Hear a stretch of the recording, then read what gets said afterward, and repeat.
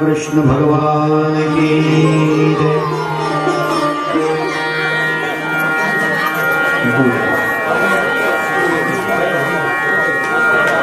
वसुदेव सुतं देवं कंसचाणूरमर्दनं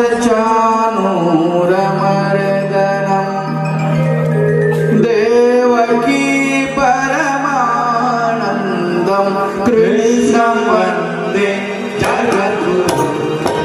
कृष्ण वन्दे जगद्गुरु कृष्ण जगद्गुरु वसुदेवसुतं देवं कंसचाणूरमर्दनं देवकी परमानन्दं कृष्ण वन्दे जगद्गुरु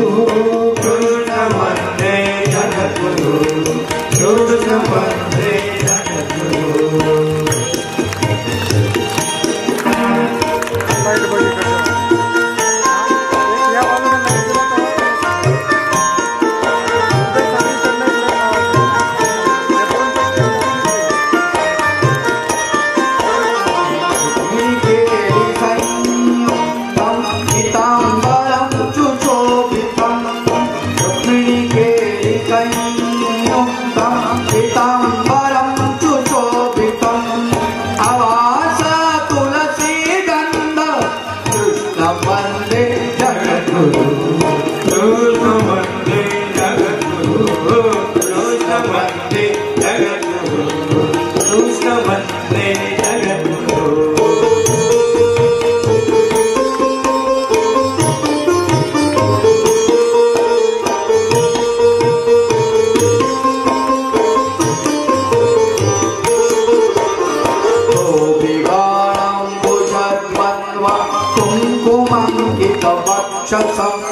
श्रीनिकेतं महेश्वासं कृष्ण वन्दे जगद्गुरु कृष्ण वन्दे जगद्गुरु कृष्ण वन्दे जगद्गुरु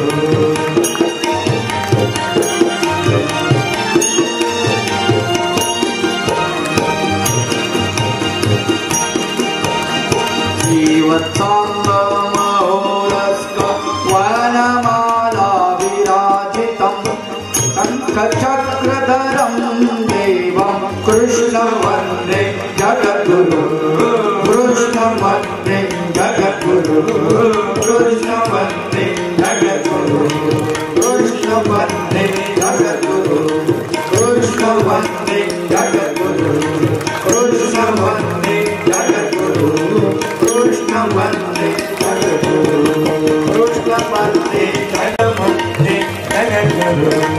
कृष्ण वन्दे जगद्गुरु कृष्ण भगवान की दत्तात्रेय भगवान की श्री चक्रपाणि भगवान की श्री गोविंद भगवान की सर्वत्र श्री चक्रधर भगवान की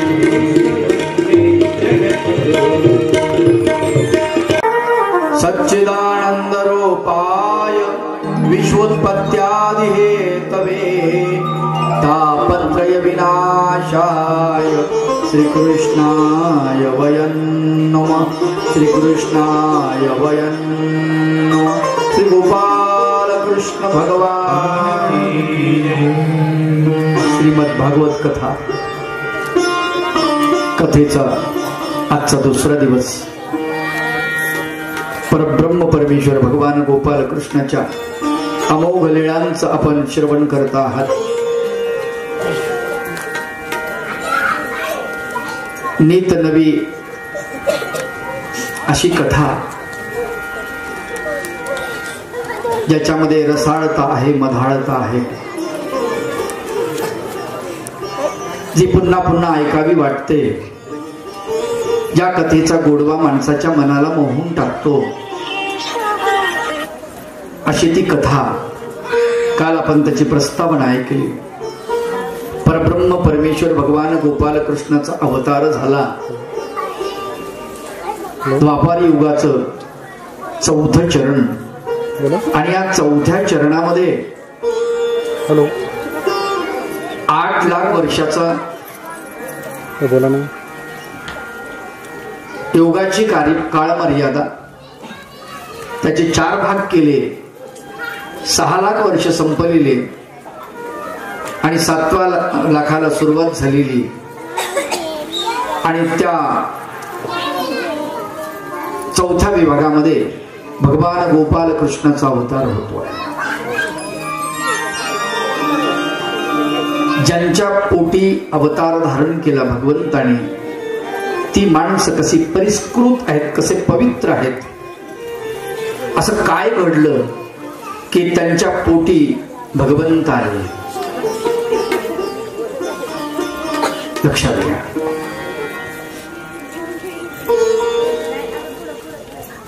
सोने का जब अलंकार बनता है ना, तो उसे आग में जलना पड़ता है। आगीमध्ये त्याला तापवून घ्यावं लागतं, मग त्याचे अलंकार बनतात। असंच आहे, तुमच्या जीवनामध्ये तुम्हाला जर चांगलं घडायचं असेल तर तुम्हाला प्रचंड त्रास सहन करावा लागतो, त्या त्रासातून तुम्हाला जावं लागतं, तरच तुम्ही त्या योग्यतेचे, त्या पात्रतेचे होतात। भगवंताची कथा ऐकत असताना भगवंत ज्यांच्या पोटी जन्माला आलेले आहेत ते देवकी माता आणि वसुदेव पिता. असं काय केलं होतं बरोबर महान पुण्य आत्म्याने? या त्यांच्या पोटी भगवंत जन्माला आले. त्रेतायुगामधली घटना आहे.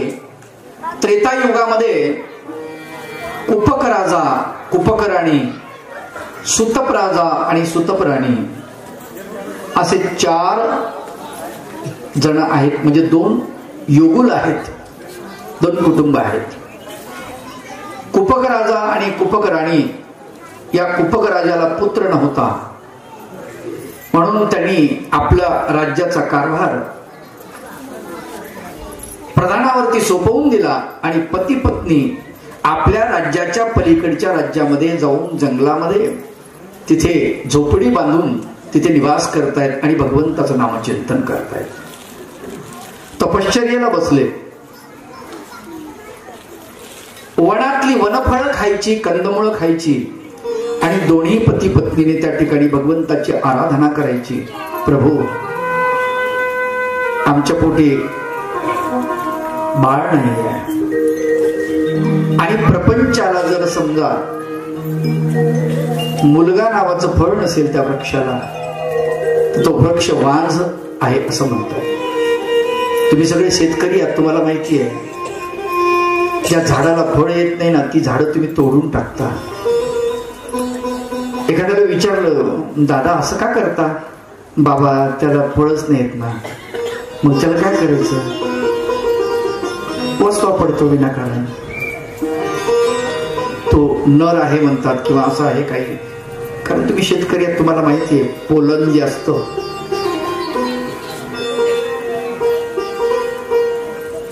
विजातीय बीज एकत्रित आल्यानंतरच त्याला फळ लागत असतं, अन्यथा लागत नाही. असे बरेच वृक्ष असतात त्याला फळ नाही येत, ते नपुसक असतात, फलोत्पादन होत नाही त्याच. आणि मग तो वृक्ष आपण ठेवत नाही, काढून टाकतो जमिनीमधून. आणि तपश्चर्या सुरू केली. देवा भगवंता, माझ्यामध्ये काय कमी असेल ती पूर्तता करण्याचं काम तुमचं आहे. बैठे है तेरा ध्यान लगाए प्रभु, तार सके तो तार प्रभु, तार सके तो तार. बैठे है तेरा ध्यान लगाए प्रभु, बैठे हैं तेरा ध्यान लगाए प्रभु, तार सके तार सके प्रभु, तार सके तो तार.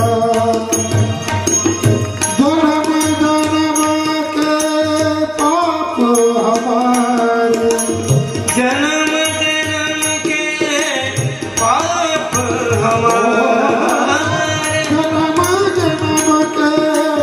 पाप हमारे, बिन कृपा तेरे कौन सुधारे. विनती तेरे कौन सुधारे. समझ गए हम अनुभव से यह तू ही करेगा पार प्रभु, तार सके तो तार प्रभु, तार सके तो तार. ओ बैठे हैं तेरा ध्यान लगाए, बैठे हैं तेरा ध्यान लगाए, तार सके तो तार प्रभु, तार सके तो तार प्रभु, तार सके तो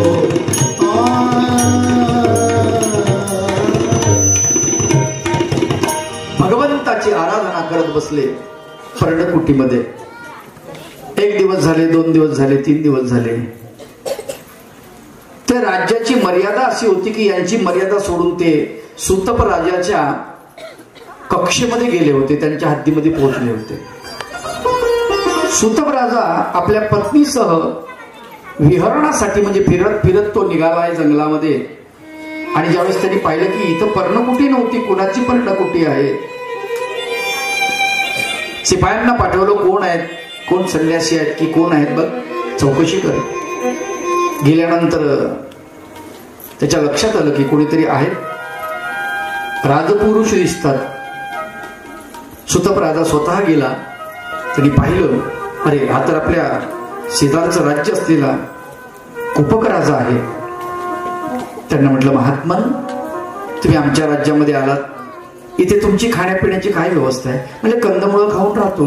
अरे असं नाही, एवढे पुण्यवान महात्मे भगवंताची तपश्चर्या करायला तुम्ही आमच्या राज्यामध्ये आलात, आमच्या भूमीमध्ये आलात, आणि इथे तुम्ही कंदमुळे खाऊन राहायचं, मग माझ्या संपत्तीला काय जाळायचंय का?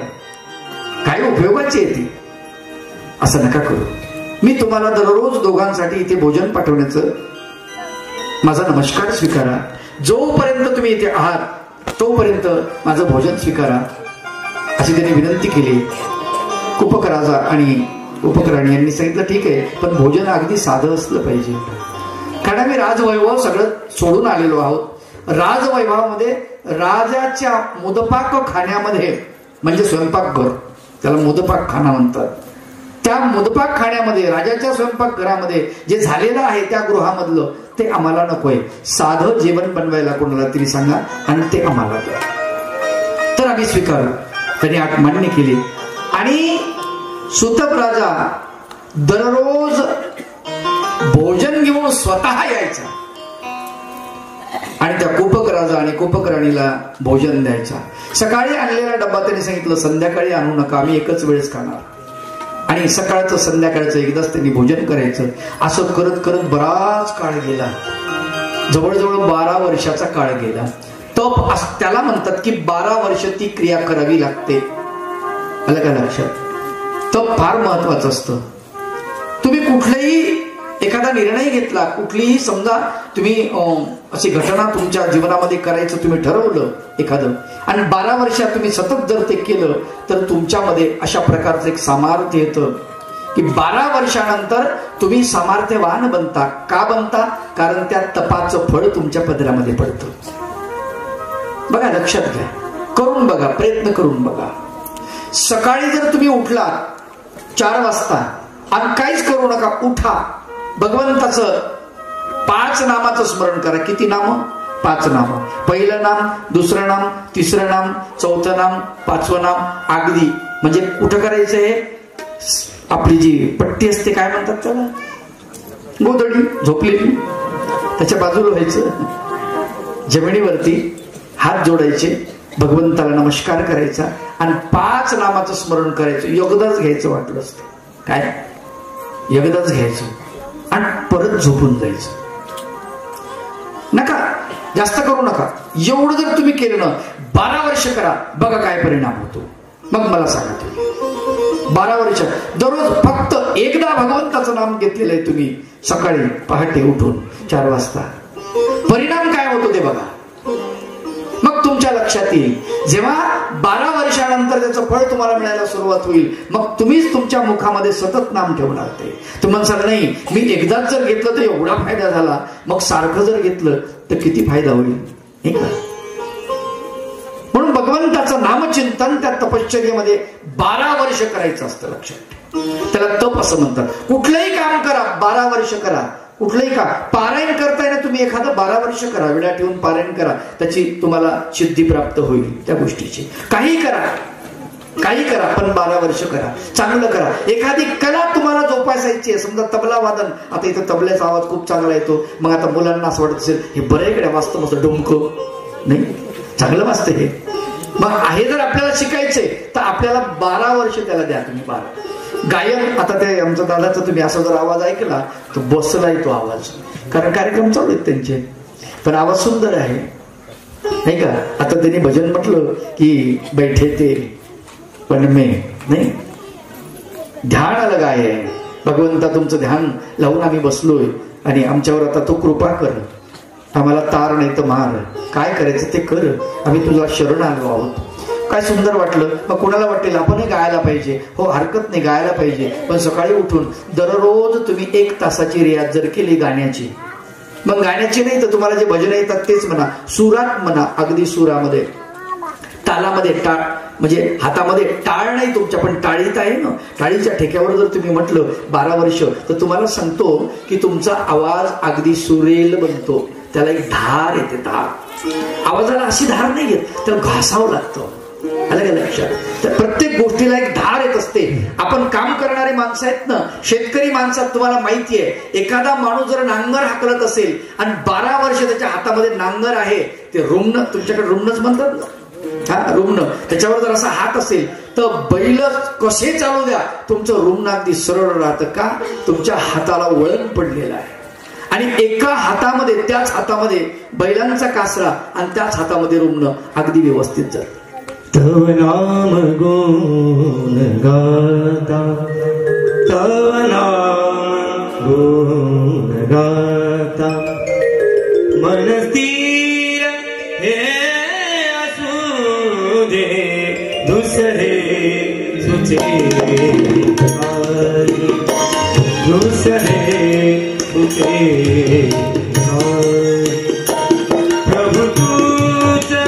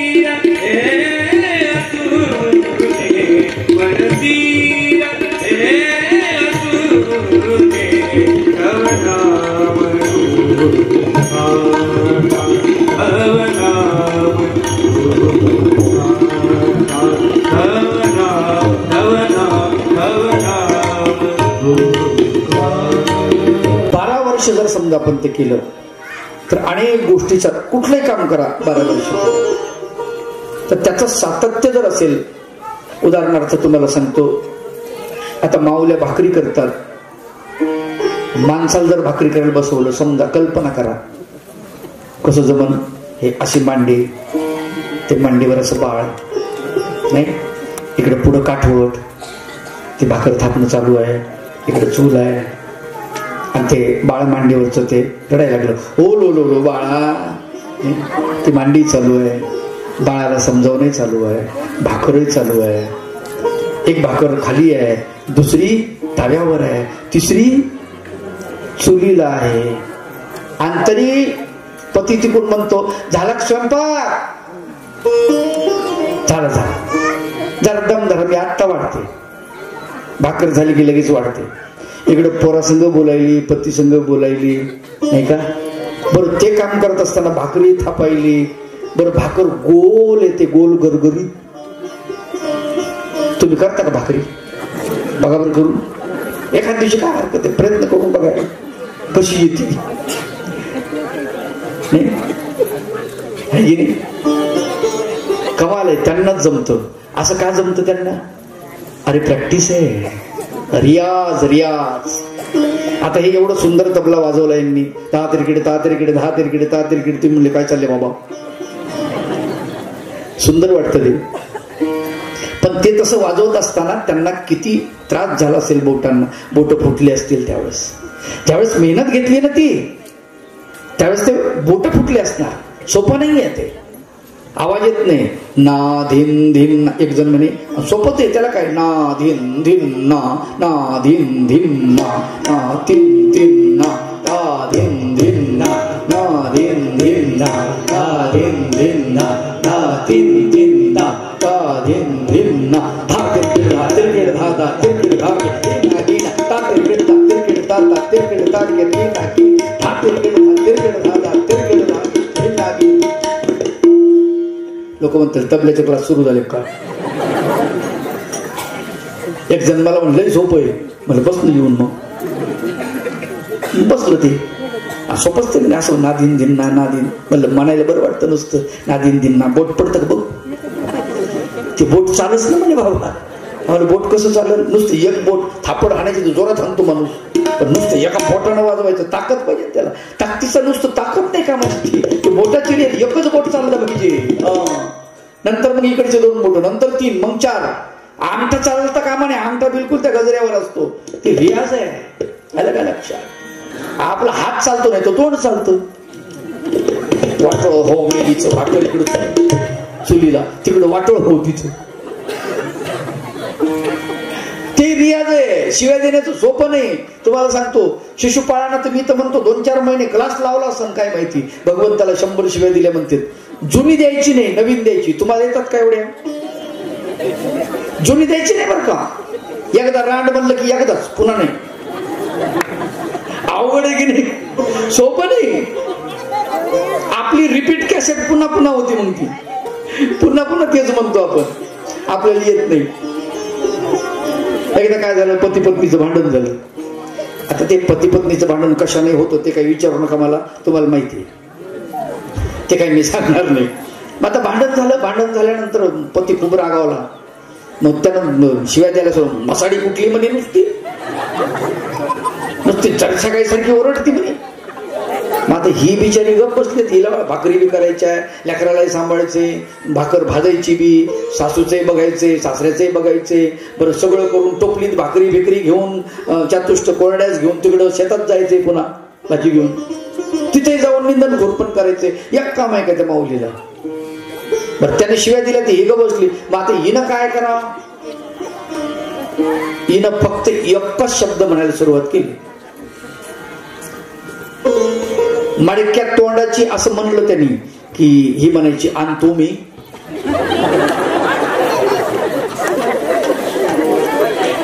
मासाडी कुठली, आण तुम्ही. तुम्हाला कळलं, आण तुम्ही म्हणलं की तुम्ही बी तसेच आहे की नाही. शिवी द्यायची गरज आहे का. एका शब्दामुळे सगळे अस्त्र वापस आहे की नाही. तिकून सुरू युद्ध. फक्त आण तुम्ही, रिटर्न सही केली की वापस आहे की नाही. नुसती सहीच आहे ती, आण तुम्ही. तिला काही म्हणायचं काम आहे का काही. त्याला पाठ करू करू म्हण, तू काय म्हणायचं, काय शिवाय द्यायचं ते. आण तुम्ही झालं आहे की नाही.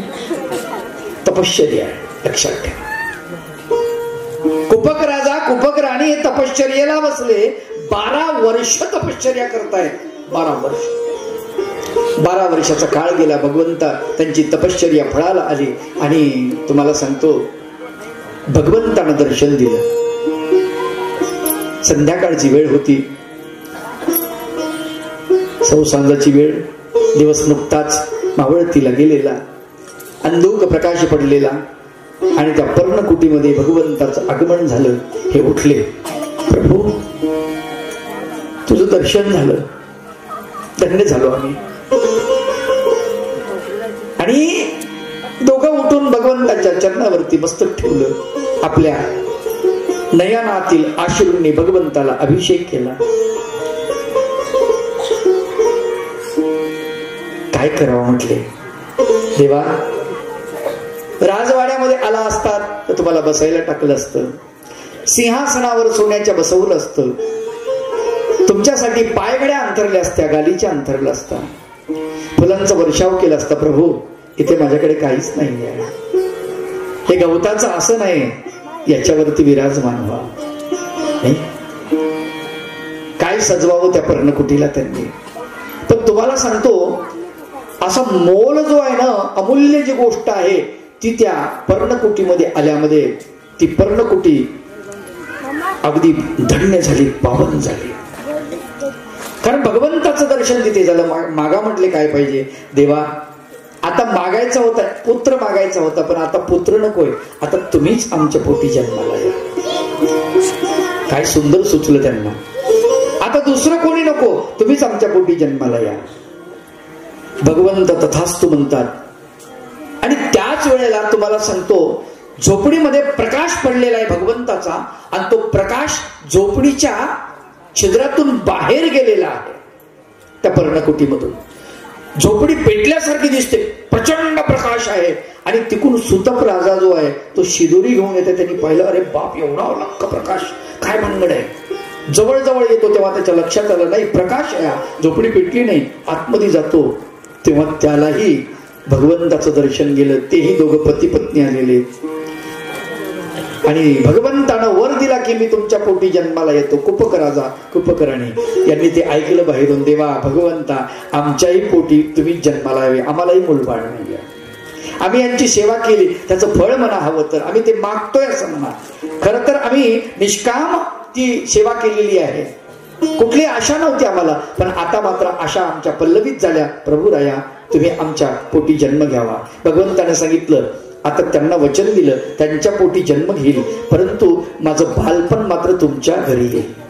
तुम्ही माझं संगोपन करा, सांभाळ करा, तुमच्या घरी मी राहीन, राहण्यासाठी तुमच्या घरी येईल. ज्यांना ते म्हणाले राहण्यासाठी तुमच्या घरी येईल ते वसुदेव आणि ते नंद बाबा आणि यशोदा माता आहे. आणि ज्यांच्या पोटी म्हणाले भगवंत तुमच्या पोटी जन्माला येईल ते म्हणजे वसुदेव आणि देवकी पुढे जन्माला आलेली. अशी ती झोपडी पावन झाली. मला सांगा, झोपडीमध्ये सामर्थ्य असतं, फार सामर्थ्य असतं. संत तुकडोजी बाबांनी झोपडीचं वर्णन केलं आहे. शाळेमध्ये कविता होती आम्हाला, फार सुंदर होती. येता तरी सुखेया, तरी सुखेया, येता तरी सुखेया, झाडा तरी सुखेया, कोणावरी न बोधा, कोणावरी न बोधा.